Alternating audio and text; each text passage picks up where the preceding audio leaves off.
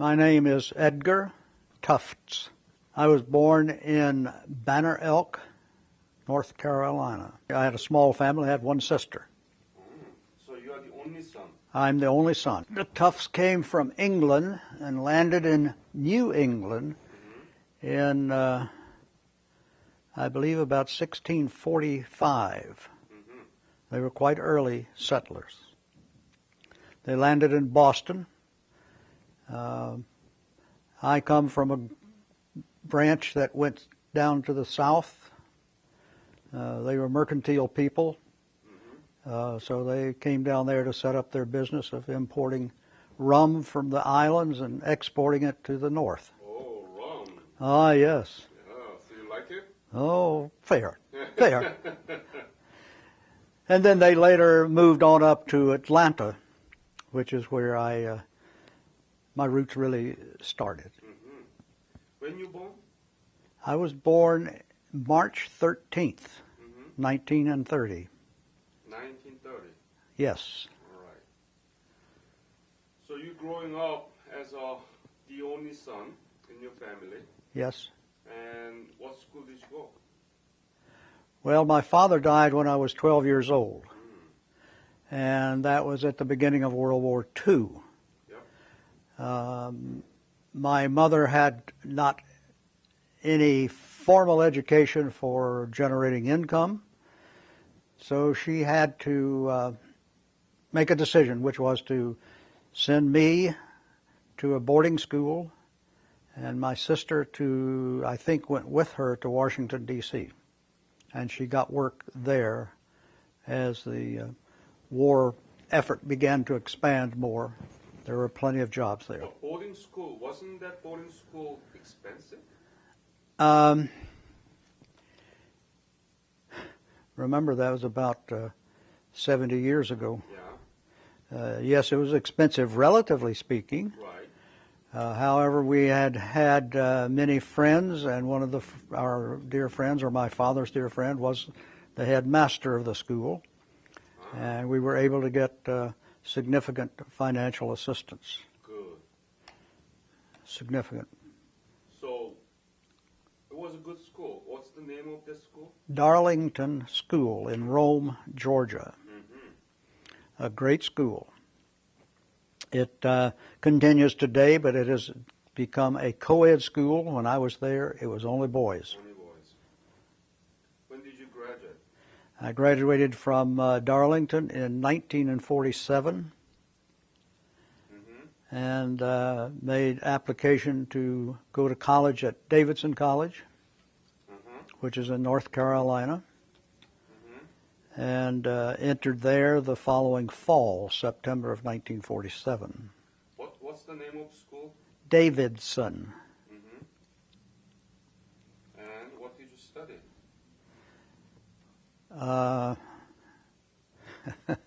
I studied chemistry. I did chemistry. Chemistry? Yes. Wow, you're a scientist. I was a scientist.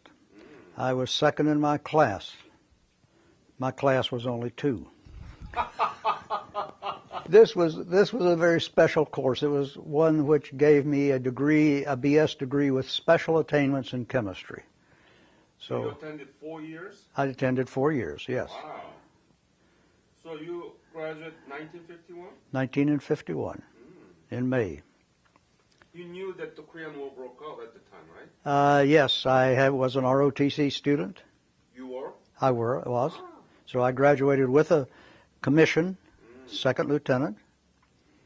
When our group went to their summer encampment in 1950, we were in the encampment when the war broke out.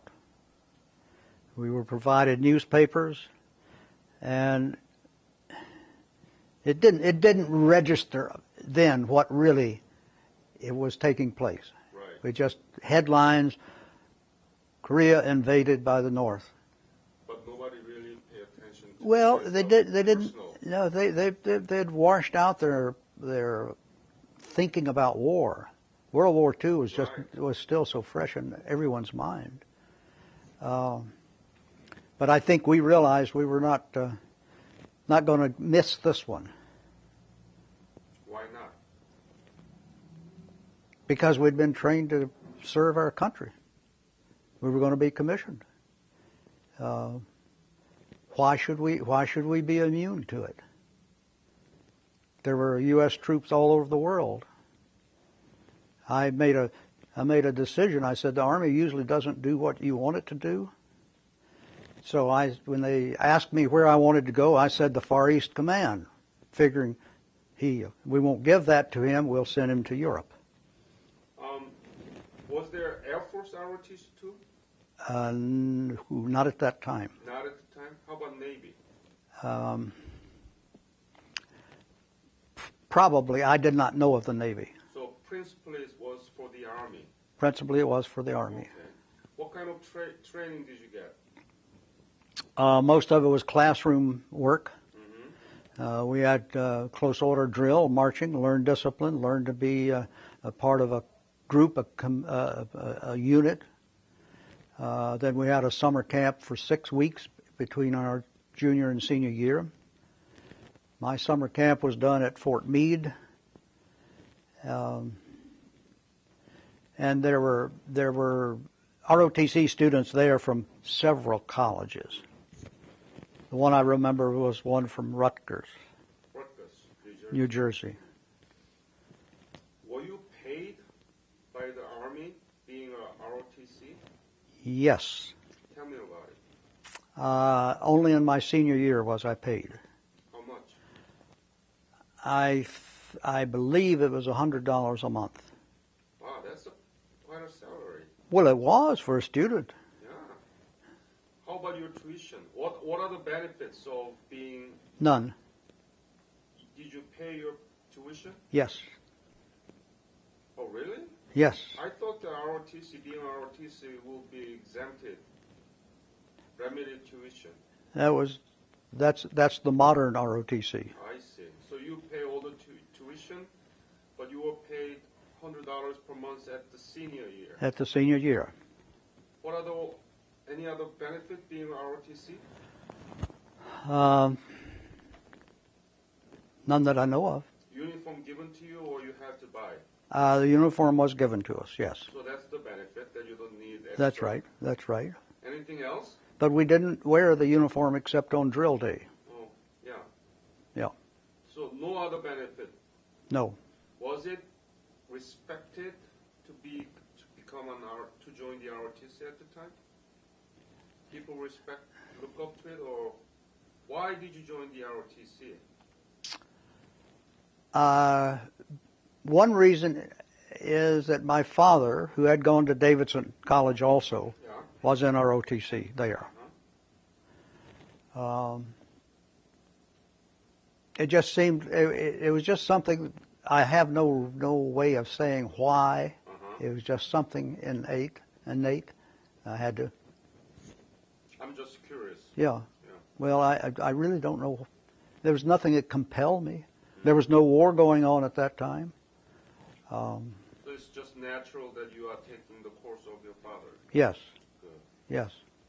So you didn't get any special or proper basic military training to be fit for the war?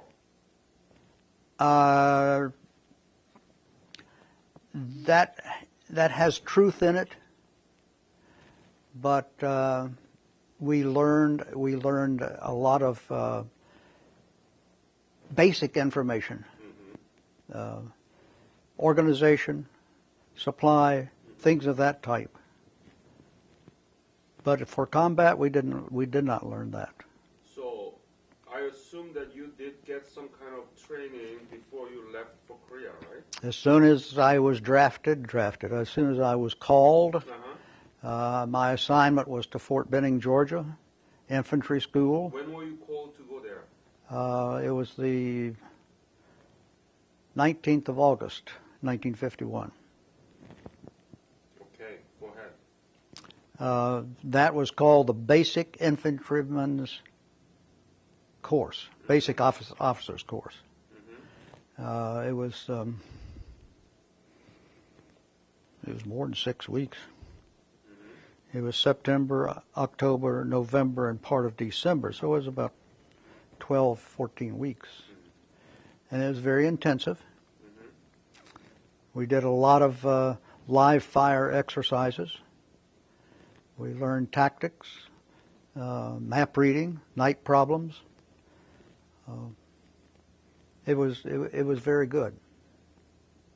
After that, I was transferred to Indiantown Gap Military Reservation in Pennsylvania.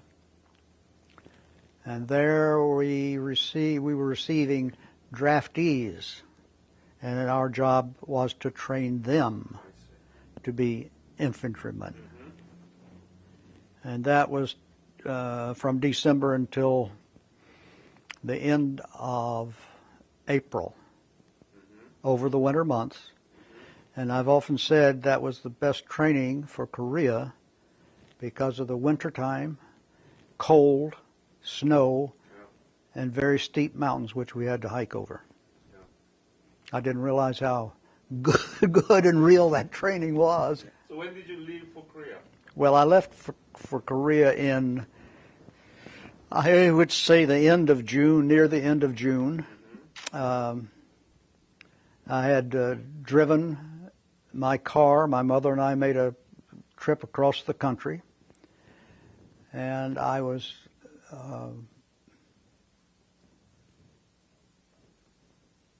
I don't know the right word. I was shipped out by air. Mm-hmm. Shipped out by air. They flew me over. They were anxious that I get there. Yeah. It was a nice trip. From where? From Camp Stoneman, California, San Francisco. The trip was first landing was in Honolulu. Yeah. We overnighted to that, got off the airplane, had breakfast, and we were right back on, and we flew to Wake Island. Mm-hmm. And at Wake, we had supper. And then they flew us out immediately, and we landed in Tokyo. I don't quite remember what took place the first couple of days in Japan, but I was assigned to Camp Gifu, which was south in the central part of Japan, Honshu Island. Do you remember when did you arrive in Busan? No. So it must be like early July? July? No. It was later than that. It was about. It could have been the end of July, or the first of August. Okay. And what happened? They put us on a train that night in Busan and said, "You're going north. Yeah. Here's your weapon. And be careful because there are still guerrillas in the mountains." Yeah. But they didn't give us any ammunition. It was an uncomfortable ride because the train at that time was nothing but wooden benches. And it was an overnight trip. But we got into Yangdong-po. Just happened to read a letter that I had sent back to my mother just this past week. And I said, "I don't know what I'm doing here. Yeah. I don't know." You never knew anything about Korea, and you didn't know where Korea was? I wasn't expert. I knew of Korea. Yeah. We had as our pastor in Banner Elk. What was your mission? I was assigned as a replacement in the 180th Infantry Regiment of the 45th Division. Mm-hmm. And I was assigned to H Company, which was a heavy weapons company for the infantry. Heavy weapon means what? It means we had a machine gun platoon, a mortar platoon, and a 75 recoilless platoon. And regiment, what regiment? 180th. Okay, so where did you go to? That was the 45th Division. Where did you go to fight? Well, the 45th Division had been pulled back into division reserve, into Corps Reserve. So I went into a reserve situation, which was training. I cannot tell you exactly where it was. It was in the Chorwan Valley. And we trained from sun up to sundown. And it was summertime. And it was hot. Oh, so hot. But we trained, and we had so many new people, replacements coming in, that we needed that time to meld into a unit. It's also the first Korean soldiers were integrated with us at that time. They just had come. They were just beginning to be put into the U.S. divisions.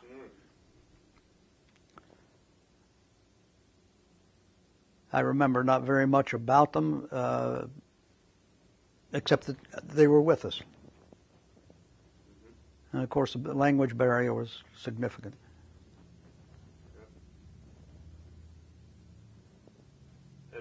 Had you engaged in a real battle? No. Not at all? No. Oh. And a real battle is, by definition, is by my definition, is one where the Army moves forward or is pushed back. Right. In 1952, when I arrived, the lines had stabilized. Yeah. And we had battles, very severe, significant, and bloody battles. But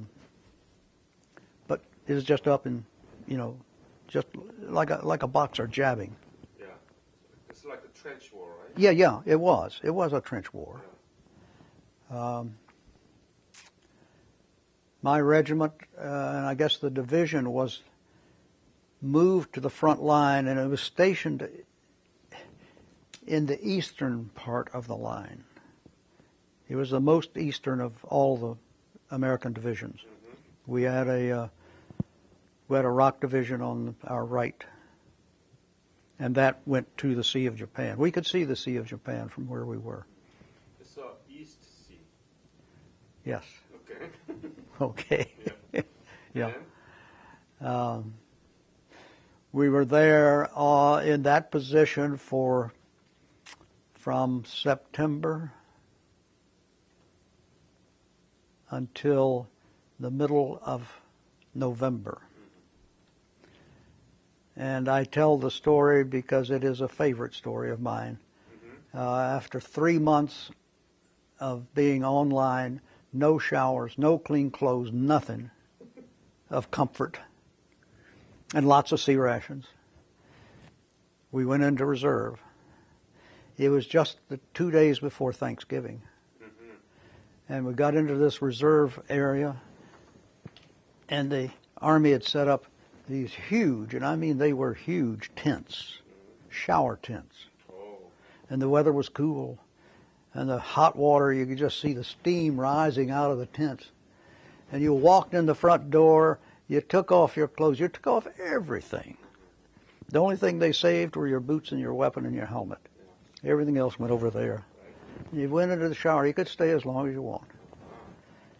And that was just, it was so good. When you finished, you came out and they gave you new clothes. Oh, it was wonderful. It really was. The things which were good I remember very keenly. Right. The next day or the day after was Thanksgiving Day. So we had Thanksgiving dinner. Real turkey? Real turkey. Good. Real ham. Real shrimp cocktails. Biscuits, rolls, vegetables, pumpkin pie. I have said it with great sincerity, and I say it again. It rivaled my grandmother's Thanksgiving dinners. One day, the Jeep with a trailer came back, and it was loaded with beer, cold beer, which had been put in the lake not too far from us. There's a big dam there. Mm-hmm. And it was cold, so they came back, and we had a company beer party. And the funny thing is that some of the men decided they'd go rafting down the little creek on their rafting? Well, on their inflatable mattresses. And the next morning there was Americans are very creative. Oh, yeah, the next morning there was a few lying around here in ditches. I just passed out. You seem to remember the most joyful. I do. That's all I can. That's all I want to remember. I want to change that mode. I want you to remember some painful moments. What was the most serious challenge, difficult times? I guess the most fearful time was when our division moved up online in January. And we moved up into an area that was known as Sandbag Castle and the Punch Bowl. We were replacing the 40th Division, a California National Guard division. We were doing it on a night march, meaning moving up at night so that we could do this secretly. I was on the advanced party, and so we went up during the daytime or late afternoon. There was not a great number of us, but we moved to this certain area, which was a very narrow valley. Set up tents to wait for the major party the next day. During that period of time, as we began to eat our sea rations, we had a very heavy shelling from the Chinese. I wasn't panicked. I wasn't fearful. I was afraid, but I wasn't fearful. Everything finally calmed down. We crawled in our pup tents. It rained like the dickens, and the water came in under the tent. The next morning, and I remember these good things. The next morning, I poked my head out of the tent, and this magnificent aroma of fresh coffee. Have you been back to Korea? Oh, yes. Oh, when did you go? Oh, twice. When? I believe in 2008. And then I went back a second time, 2010. You are getting addicted to it. Oh, yeah. I have. First time I took my wife, and we had just a joyous, wonderful time. We had a big banquet. The dignitaries of Korea put on the big banquet. And before that, a little cocktail hour, and one of the, I don't know what his position was, but he and his wife were engaging me in conversation, and he says, "What do you think of our country now?" And I could not find words. I just cried. Why?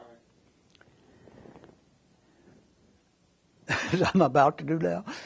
Because the transformation from total devastation of soul to its magnificence now, I just couldn't express how magnificent it was. 2 years later, my son went with me, and we had even a better time because he would eat the Korean food, which my wife wouldn't. We'd go down the buffet line, and we'd come back and sit down. I'd take a little bit of that. That's good. Where is it? Oh, yeah, okay. Then we'd change line side and go down and get the... No, we enjoyed the kimchi and everything that was offered. But I was overwhelmed with the recovery. We have a program called Tell America. Yeah. Do you know of that? Yeah.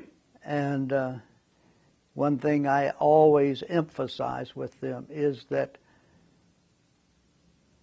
and having in mind the Vietnam War and where the soldiers were just ignored when they came back, I said, these people greet you wholeheartedly, all the time, on the street corner. Wee ones like this, who don't know the war, but who've been indoctrinated by their parents or their grandparents. The appreciation. Korean. Yes, the Koreans. It just makes you feel good. One elderly man, we were walking down the street shopping, and he came out and he says, You Army, yes. What'd you do? I said, I was a machine gunner. He knew. Tat-tat-tat-tat-tat-tat-tat. I said, yes. So then both of us were dancing in the street. Tat-tat-tat-tat-tat. Oh, my. They really are. I mean, the country is a wonderful country. The people are wonderful. So that is the legacy of Korean War and Korean War veterans. Yeah. Right? Yeah. Yeah. We couldn't do it without your, sacrifice, coming to the aid of the whole nation against communism. That was a world perspective. Mm-hmm. But the personal things, Mm-hmm. the Korean people, their tenacity, their continued optimism, Mm-hmm. and what they've accomplished. It's magnificent. I try to impress this on our young children. And I don't know. Oh, the sunset. Uh-huh. This was looking from Sandbag Castle west of, obviously. But the sunsets were magnificent. This are some North Korean prisoners, which we'd captured. Did you take that picture? Yes. Did you? Yes, I did. Good. All right. Letter writing home. Wow, that's beautiful. That's in my bunker. You take the picture? I took that picture. Good. Just the candlelight, that's Mm-hmm. all.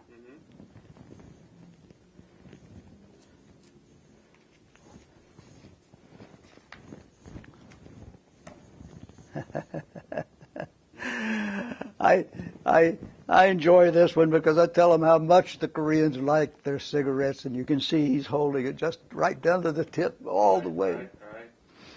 And I enjoyed this picture to explain to the people, the Tell America people, what this is. This is honey buckets. What are they carrying? Honey? Honey. I said, not quite. This is a heavy machine gun, and that's the position. That's one up on the Sandbag Castle area. We had some USO shows that came, which are these pictures here. That's Debbie Reynolds. Debbie Reynolds. Ah, yes.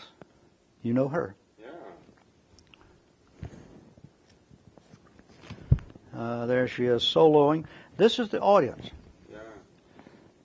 You see them in their winter parkers. It was the winter time. You took that picture too? No, I did not take this one. Someone else did, but I got it from them. This little lad was my houseboy. Ah. Lido, what was his name? I don't remember. If I could have put him in a duffel bag, if I'd had a duffel bag, I'd have put him in it and brought him home with me. He was wonderful. So happy, so joyous, so helpful. And I went down to Seoul one time from the line and caught this man sitting in the shade, smoking his long pipe. You're a good cameraman, huh? Oh, yeah. This one I did not take. But it was a beach scene and how the little boys just haven't anything on in the summertime at all.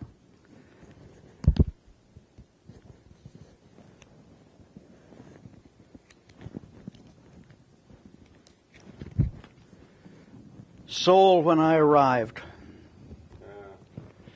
And this picture showing the devastation. I saw that picture many times. Yes. And in contrast, this one. When I arrived, we crossed the Han River. This was the only other bridge. I think that was the rail bridge. And I tell them this was wash day. Yeah.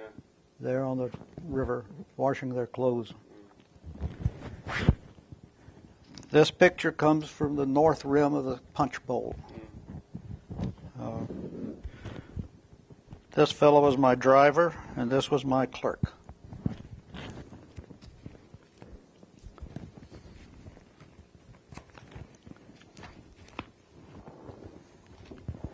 Another picture of the punch bowl. Well, there are two of them, both of these, north and south rims.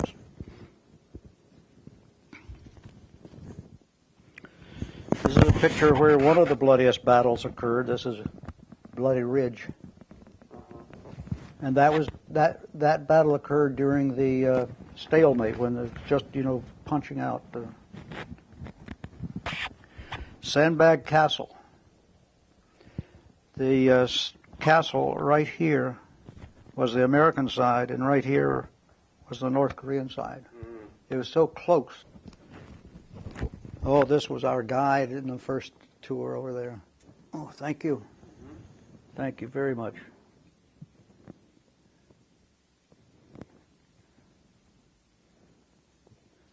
Thanks for the interview. Thank you, sir.